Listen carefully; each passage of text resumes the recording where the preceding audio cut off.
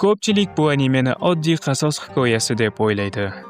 Bir bolakay otasining o'limi uchun qasos olish maqsadida yashaydi va qasosini oladi.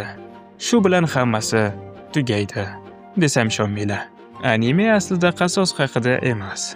U qasos bo'shligi, zo'ravonlikning ma'nosizligi va inson qanday qilib o'zini qayta topishi haqidagi chuqur, falsafiy va ruhiy sayohat.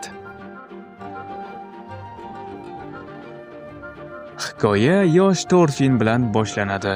U otasi Torsning sarguzashtlariga qiziqadigan oddiygina quvnoq bolakay edi.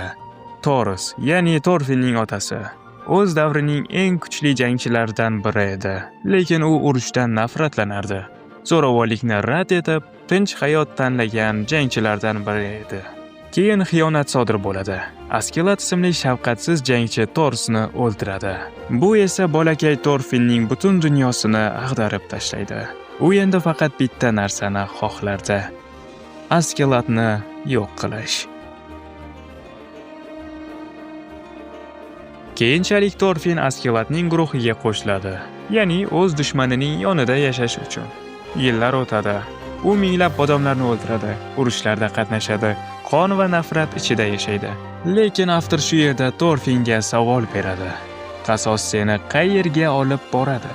U seni kuchli qiladimi yoki ichingdagi hamma narsani yo'q qiladimi?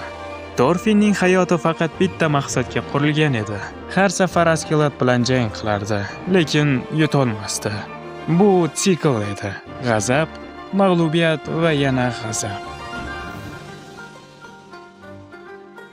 Askilat o'z o'limiga sababchi bo'lib, boshqa odamning qo'lida halok bo'ladi. Torfin esa hech narsa qila olmaydi. Uning butun hayoti, yillari, o'tkazgan janglari, qonlari hammasi havoga uchib ketadi. Torfin qasosni bajara olmadi, lekin bundan ham battari u qasosni bajargan taqdirda ham hech narsa o'zgarmasdi. Bu voqeadan keyin esa Torfinning ichida bo'shliq paydo bo'ladi. Ruhiy jihatdan o'likdek bo'lib qoladi. Bu yerda Vinland Saganing chinakam mohiyati ochiladi. Torfin otasining so'zlarini eslaydi. Haqiqiy jangchi qilichga muhtoj emas. Axiyri u tushunadi. Qasos hech narsani hal qilmaydi. Zo'ravonlik faqat yangi zo'ravonlik tug'diradi. Urush esa insoniyatning eng katta xatosiligini anglab yetadi. Keyin esa Torfin sekin o'zgara boshlaydi. U o'ziga hech kimni dushman ko'rmaslikni tanlaydi. O'sha mashhur ibora, meni dushmanim yo'q. Bu nafaqat boshqalarga, balki o'z o'tmishidagi o'ziga ham tegishli bo'ladi. Torfin endi Vinlandga yetib borishni orzu qiladi. Bu afsonaviy yer. Urushsiz, zo'ravonliksiz, tenglik va tinchlik hukm suradigan joy.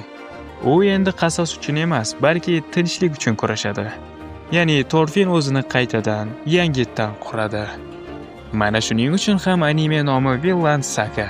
Bu vikinglarning qonli tarixi emas, balki insonning ichki sayohati haqidagi ajoyib asar. Xullas, xulosa qilib aytganda, bu ajoyib, tengi yo'q va takrorlanmas asar. Maslahat o'rnida aytib o'taman.